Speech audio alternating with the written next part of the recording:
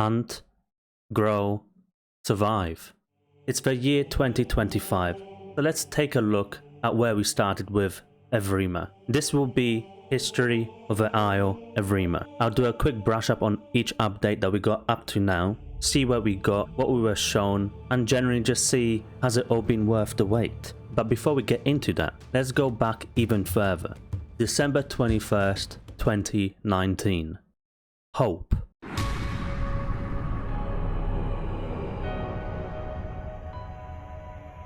The Isle released a trailer to showcase the future of the Isle, what will end up being called the Isle Evrima. The trailer was absolutely amazing. Goosebumps were had, tears of joy were felt, happiness was finally back in our system. What did we see in this trailer? A glimpse at gore, various playables, even Deinosuchus and Pteranodon, which were new to us. Nesting, improved day and night cycle, a new growth system, grazing for herbivores, fishing for pescivores, flight like never before, what the new map Spiro would look like and feel like. So what exactly did we get from this trailer? I'll speak about that after the update section. So without further ado, I'll now point out the main releases of each major update that we've had.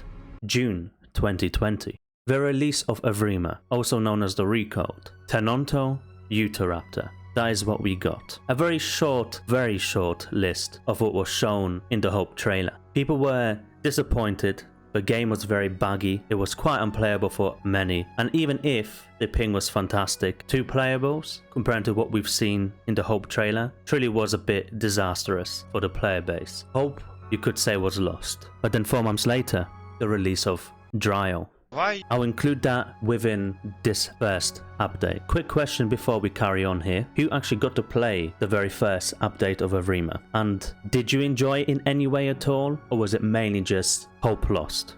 2020, Update 2, Blood. This update was generally about fleshing out the roster, adding Carnotaurus, Stegosaurus and Hypsilophodon, plus a day and night cycle. No night vision yet though. Adding these playables made the game feel a bit more alive. Carno being quite a popular playable, of course, from Legacy, and now having a carnivore that was a bit bigger than Utahraptor, it made it feel like fun could be had. Hypsilophodon was another one, a complete new playable, absolutely adorable. A lot of people had a lot of fun with it, but they quickly found out that as cute as Hypsi is, there wasn't too much to do with it. Stegosaurus, that was quite interesting, as it was actually a playable that was not technically playable in Legacy, as it was still a sandbox dinosaur, so this was a nice addition.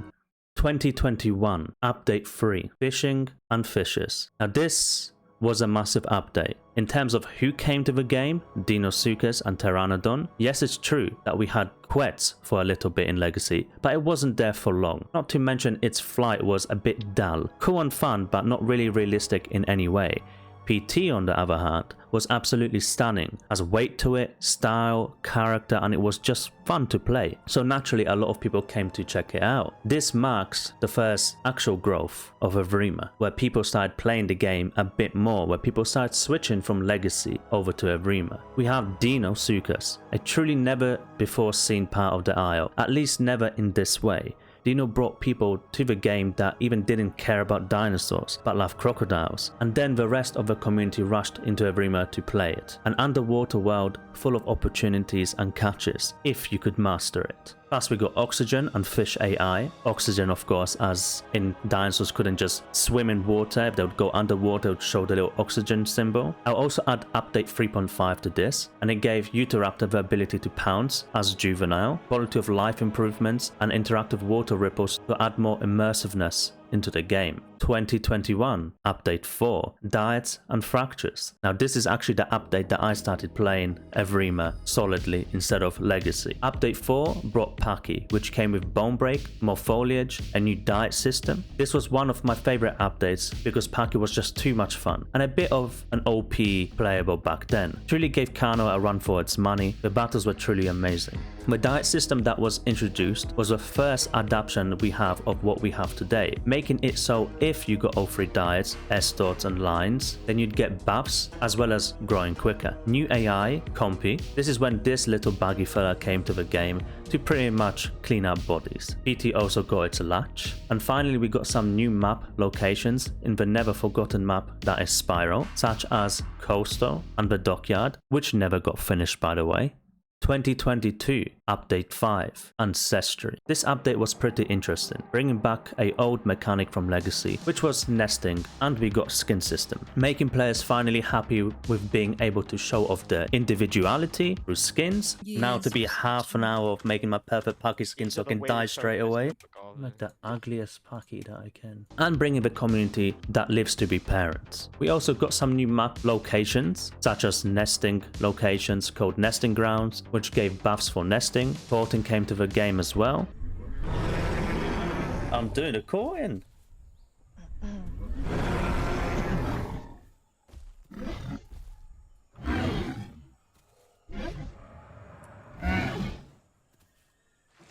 I made a nest! North Beach Cove was a new location, which was pretty much just for PT. Mineral rocks, also known as salt rocks, to get rid of sickness.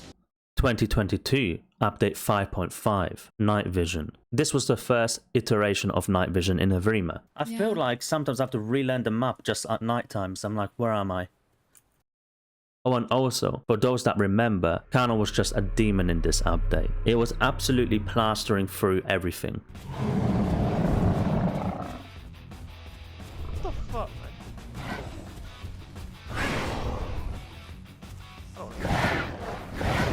Motherfucker. It was almost unstoppable. A true powerhouse. 2022 Update 6 Gore. Humans release for Generation 2. When I met you in Holy shit! But no dinosaurs at all. And all you could do is walk around, run, jump, shine a torch, kick and punch. You fucking what? And yeah, that's it. What else did you expect? Karate? Leave it out. Gore came finally, giving us organs, making it easier and more diverse for carnivores to get diets. The diet system also got a rework. Slots are now no longer locked, meaning you can get, as an example, 3S diets to give you more health, lines for night vision, and dots for stamina. At least I hope I was right with the dots and lines. May have been the other way around. You could also mix and match to give you different kinds of buffs, or get all 3 diets for quicker growth. Eye customization, not mascara unfortunately, just eye colors. Utahraptor was officially changed to Omniraptor, and that's it. 2023 Update 6.5 Night Terrors. Now this was the biggest update we received at this point. We moved to Unreal Engine 5.1, 4 new playables, Trudon, Beipei, Gali and Cerato. Night Vision changed again.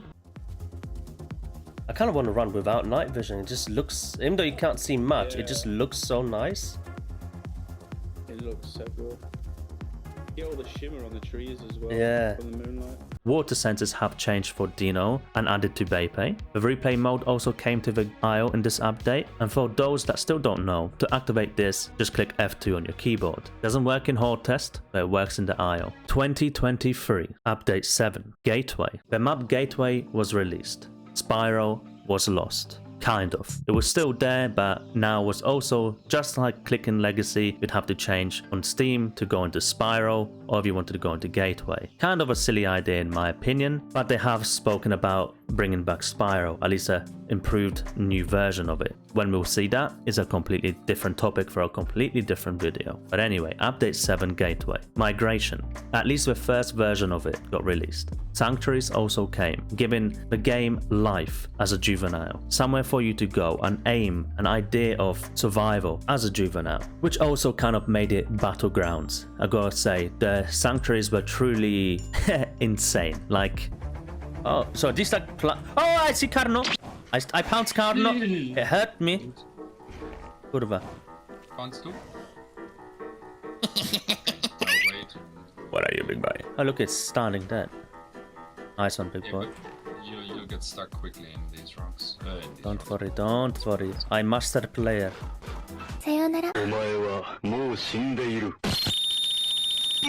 Oh! I absolutely loved it. I don't know about you guys, but there was just so many wars going on in there all the time. Now it's kind of died out. I don't really see too many people in Sanctuary, unfortunately. But anyway, atmospheric weather, including rain, thunderstorms, and fog, also came.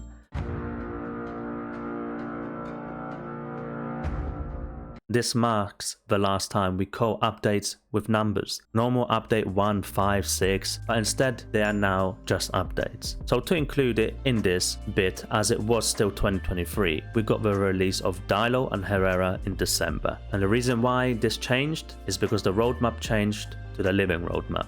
No more Trello board, just this.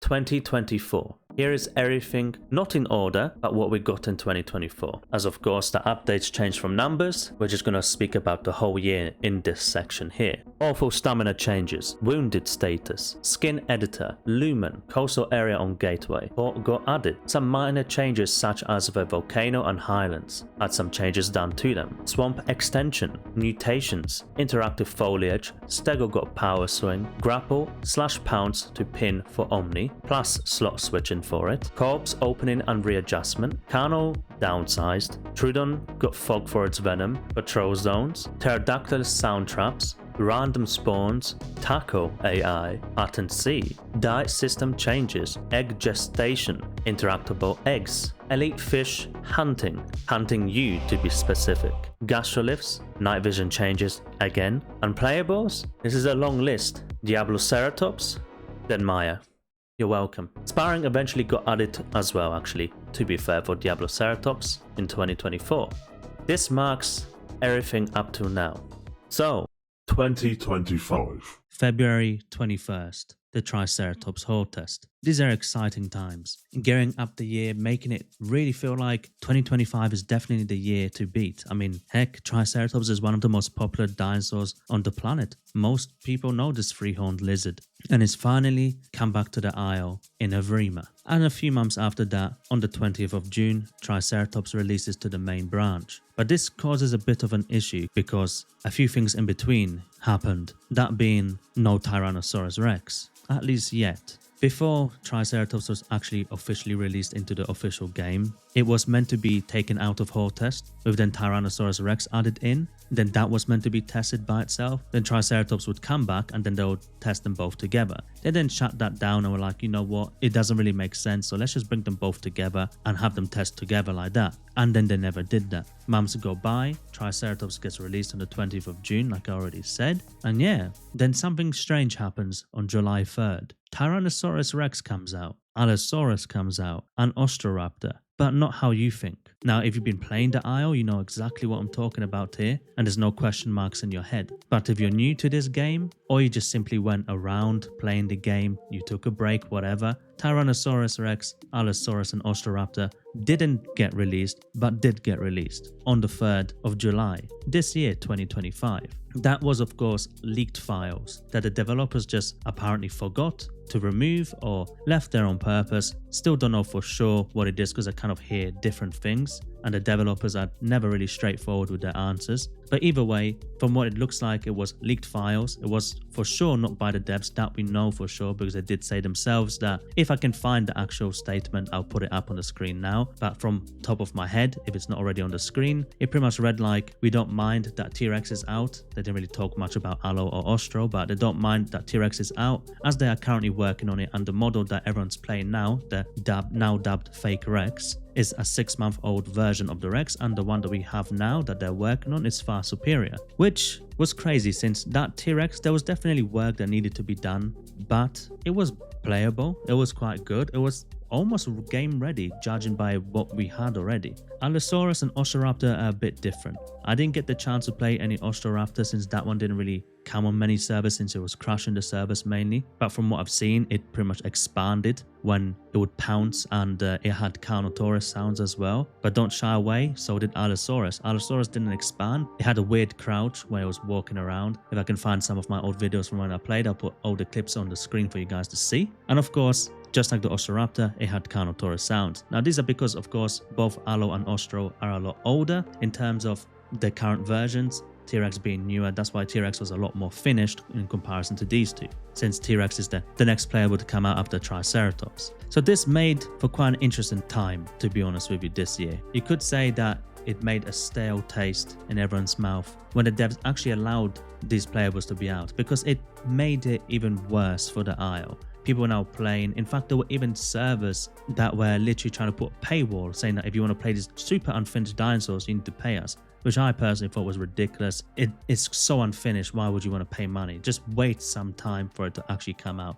Yes, even if jokingly it's another year, just wait. But this brings us to August 28th, the biggest update of 2025. As I'm recording this part here, since I'm actually recording this video over some time this year. So on August 28th, Unreal Engine upgrades to 5.6. We get Elder System, Tyrannosaurus Rex officially added to Horde Test, like actually not fake this time. And we get a few other bits and bobs as well, like Pteranodon gets its spearing, which I didn't get a chance to play yet. Quality of life improvements, of course. Massive map changes, like to the point where the map is completely different. I would almost argue that's almost like going from Spiro to Gateway. That's how different the map is now. Not as harsh, of course, but if you look kind of north of the map, it's pretty much the same. But everything from the midsection down south is so vastly different. There were some times when I was walking around in the place that I've played so many hours in called South Plains, and I'll try and do my best comparing it as this is what it looked like and then this is what it looks like now.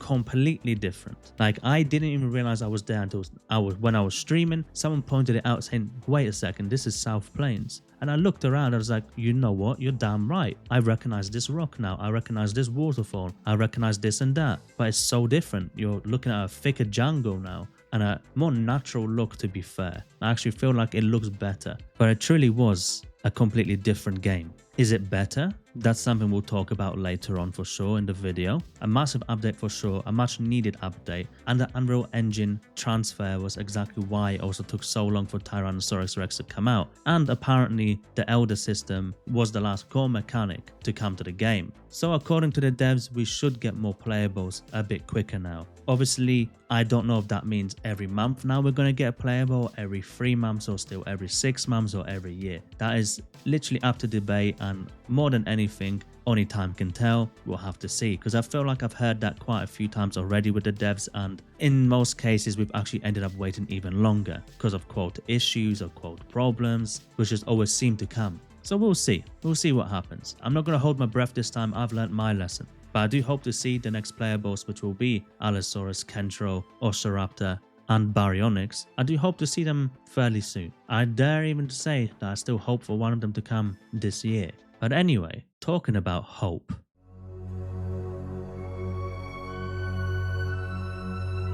So now that the updates have been spoken about, what did we get from the trailer Hope that came out all the way back in December 2019? Let's brush up on the playables that were shown. Stegosaurus, this little guy, no idea what it actually was. And also these guys, again, no idea what it was. Suchomimus, Deinosuchus, Tyrannosaurus Rex, Triceratops, Paracephalosaurus, Spinosaurus, Brachiosaurus, and Pteranodon. Now, of course, just because it was a trailer doesn't necessarily mean that all of that is coming straight away. But it has been 5 years now. We have had many updates since then, and yet we are still to see some of those faces in game. Even though we have more playables than what was shown in Hope, and even new ones that were never had in Legacy, as all we've had from that trailer so far is Stegosaurus, Deinosuchus, the latest addings to Evrima, Triceratops and Tyrannosaurus Rex, Pteranodon, and that's it. No Brachiosaurus as AI or playable, no Spinosaurus, no Paracephalosaurus, no Suchomimus. So what's the state of the Isle right now? And what can the past teach us so we can have hope again, if we can even have it? But I can't do a history of the Isle without talking about everything that we have now, from dinosaurs to mechanics. This is to kind of shine a light on what can be a dark time in the Isle. Even though we have Tyrannosaurus Rex and Triceratops, sometimes when you look at the past and you realize how much was promised and what we have now and what took so damn long to come into the game, it can feel a little bit dull, a little bit dark. Dare I say it again, almost like hope is lost. And maybe when I say what we have in game, it might feel like we actually have quite a bit, as the devs have been busy. Yes, we should have more. Yes, we should have this and that. We can talk about that all day. But at the same time, the game is going into a better direction. Has it taken years? Unfortunately, yes. But at least we have all of this. Carnivore side, Omniraptor, Deinosuchus, Carnotaurus, Ceratosaurus, Troodon, Herrera, Pteranodon, Dilo, T-Rex. That's 9 carnivores. Herbivores, Stegosaurus, Hypsi, Maya, Diabloceratops, Dryo,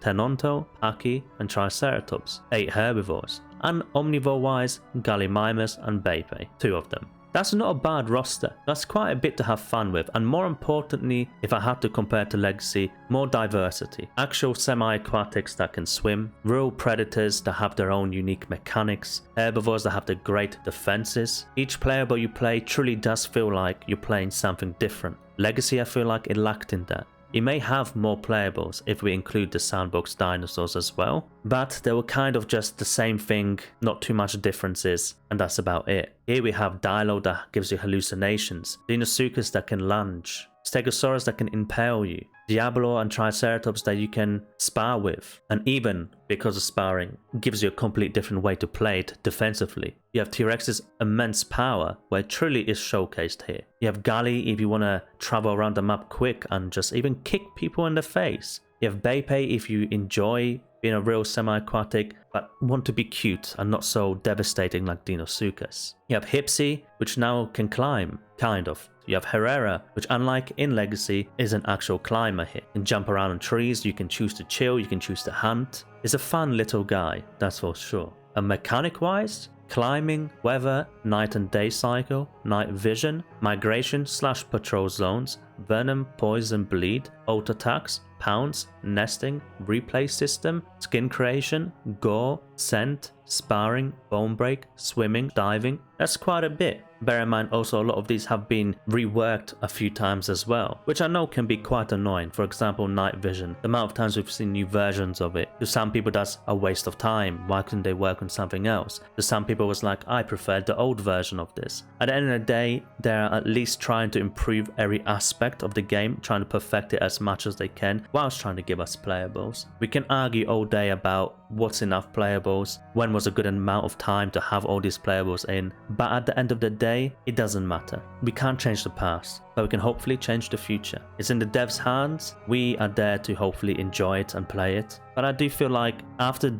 researching all of this about the game, there were definitely some surprises along the way for me. Some things that I saw that I didn't even realize were quite shown that early on, such as even T-Rex or even Triceratops. I was quite shocked because you'd think watching these animations or even devs showing them in the game in Spiro that must mean they're around the corner, when in fact it's literally years and years later. But once revising through all of this, you can't say that there hasn't been quite a bit added to the game as well, because a lot of people do look at only playables, but you have to look at the mechanics too. The reason why the ones that do enjoy the Isle Evrima enjoy it for the reason is simply because of everything that is in the background. And now, to look into the possible future. Will it be this year?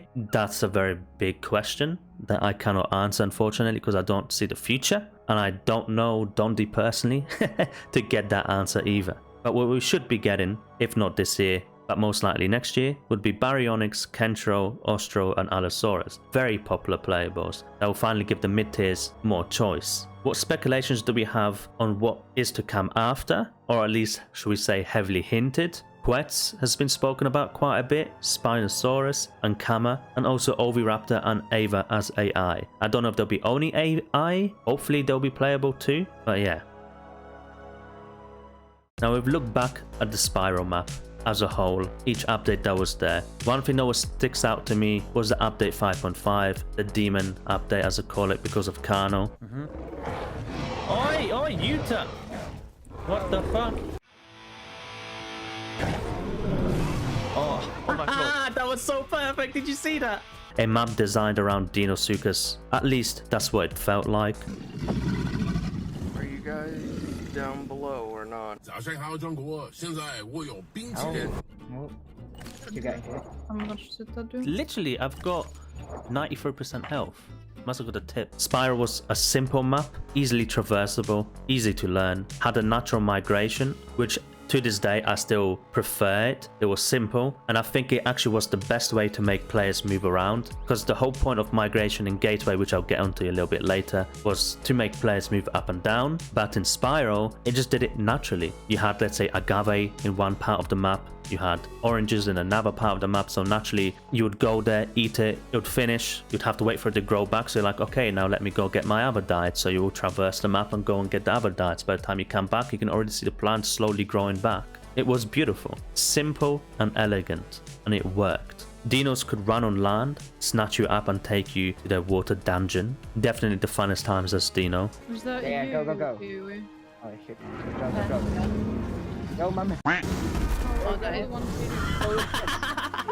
Packy could actually packy. How it feels to chew 5 gum. You don't see Look at the what tennis left. somewhere? God damn it. Spiro is also where the ferocious battle of Tenovit's Packy started. Knew it. Why are these guys like this, man? It's also where we saw the start of aggressive herbivores becoming more of a normal thing. What the fuck is wrong with these?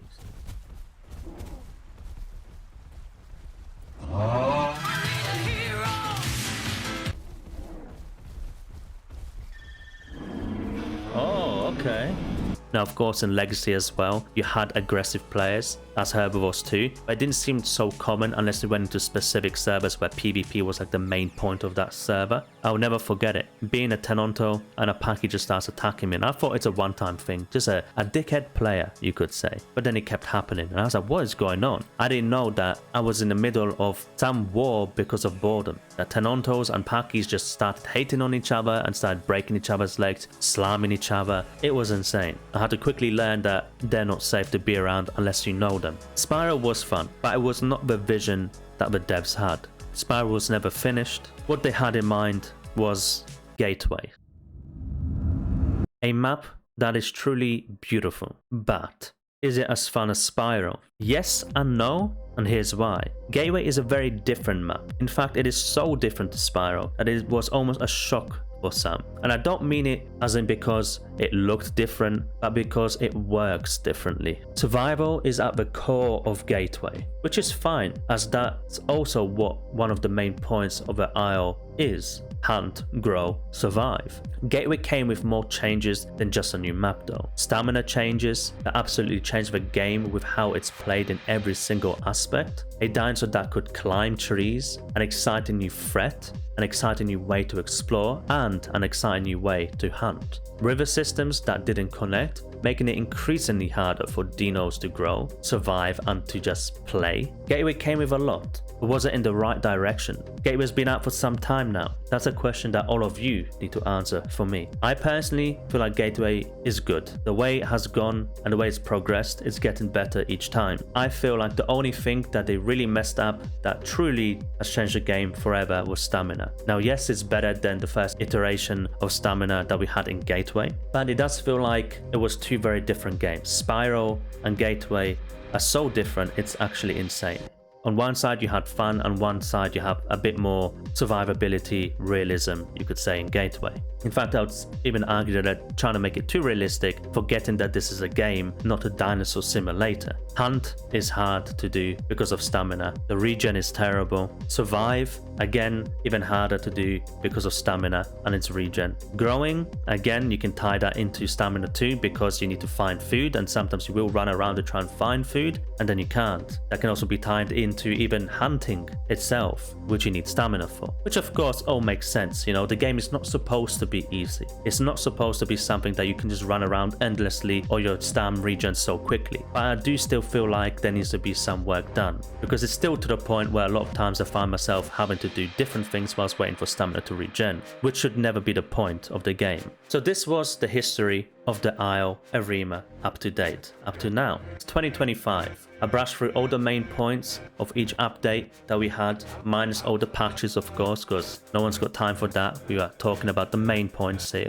It was definitely a joke at the beginning, kind of calling it hope, and then with what it came out, only 2 playables, Tenonto and at the time called Utahraptor, and then even the update after, We had Dryo added in, which no one cares about. We then had a few other playables added that were a bit more exciting, like Stegosaurus and Carno, and a new one being Hipsy. But stuff, I would say after that is when it started getting better. The release of Dino, PT, and all the other playables that came after that. Even though there was a lot of time in between, this is where I say Spiro will always be better. Because it was more fun, the updates that we had to wait for in between being so long weren't as bad. At the time we did feel like it was bad, like damn, this is so long.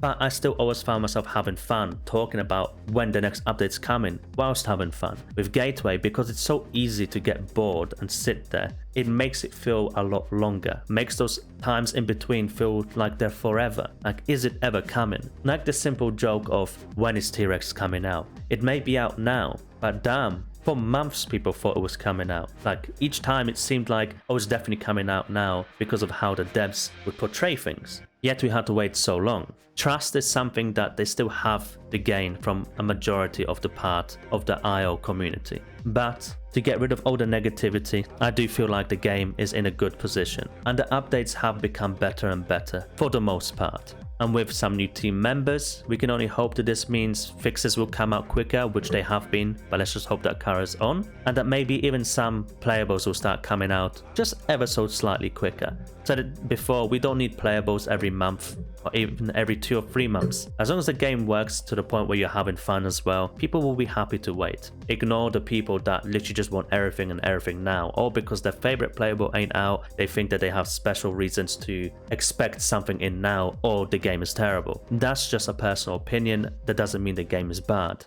It's like me, I'm waiting for Spinosaurus. Spino was my favorite. I would love for it to be out now. But I'm fine with how the game is now and I'm happy to wait for it. Even if that means I might grow a few more grey hairs till then. Let's just hope that this game will actually be finished one day and we don't end up getting another recode, because that would be the end of the Isle. I hope you guys enjoyed it. It was my first time doing a video like this, so if there were some parts that maybe I messed up upon or forgot to mention, even things that you're like, wait, hold on, this was quite crucial to this update, why didn't you mention this, then just let me know down below. I tried my best researching. I spent a lot of hours looking at other videos from the past and looking at patch notes, etc, etc. So hopefully you guys enjoyed it. If you want me to make more videos like this, let me know by leaving a like and your comments down below. But apart from that, you guys have a fantastic day and let's go enjoy some Isle. Peace.